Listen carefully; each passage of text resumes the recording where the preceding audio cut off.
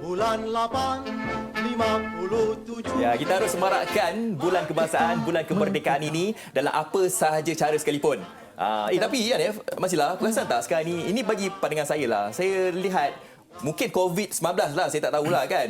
Kalau kat kereta dah macam tak ramai dah orang gantung. Ya, betul. Kapal bendera kan. Betul, kalau sebelum ni kita boleh nampak banyak kenderaan, motor dan kereta dan sebagainya mengibarkan bendera Jalur Gemilang. Tapi sekarang mungkin kurang, mungkin macam Afat katakanlah disebabkan COVID-19 ini menyebabkan kita tidak, bukanlah nak kata tak bersemangat kan.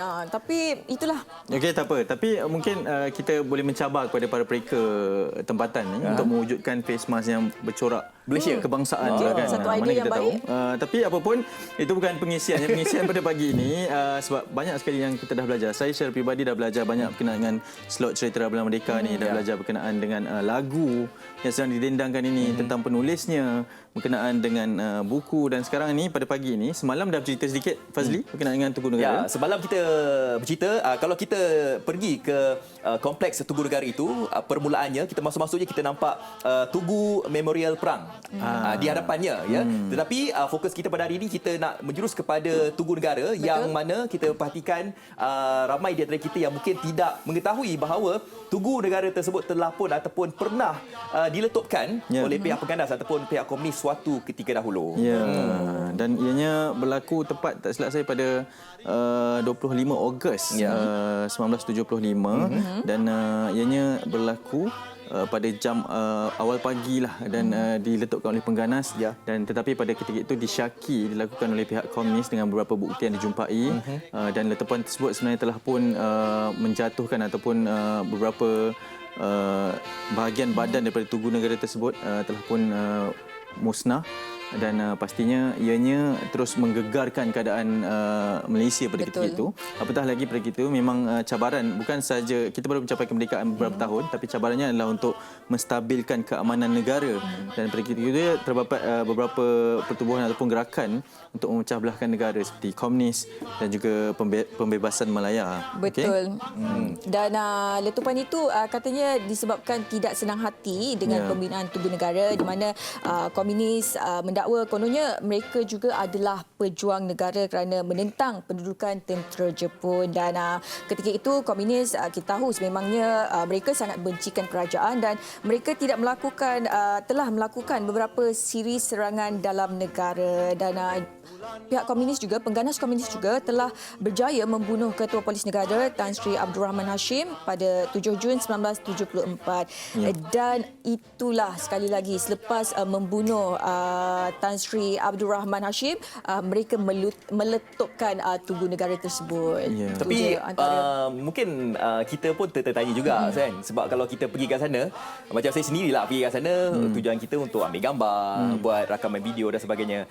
Dalam masa sama juga macam terdetik juga pembinaan Tugu Negara sebegini rupa, berapakah kos yang dibelanjakan untuk tahun 26 Ogos 1975 itu. Okey, ni saya nak kongsikan.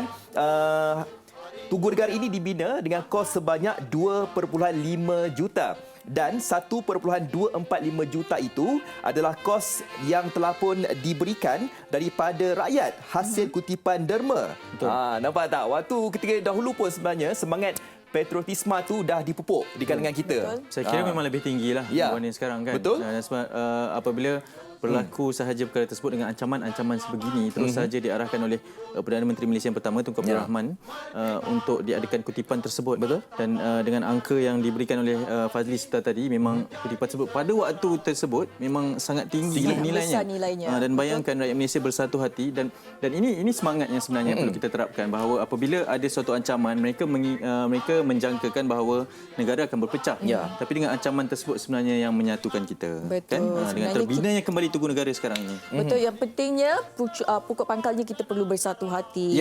Mana kita sanggup membelanja besar semata-mata untuk cintakan negara dan sebagainya. Tapi kalau perhatikan dekat Tugu Negara ni, perasan tak yang di tengah-tengah tu, kalau kita tengok visual sekarang ni boleh tak dekat Tugu Negara ni, kalau kita lihat di tengah-tengah tu yang pegang bendera tu, mestilah rasa siapa?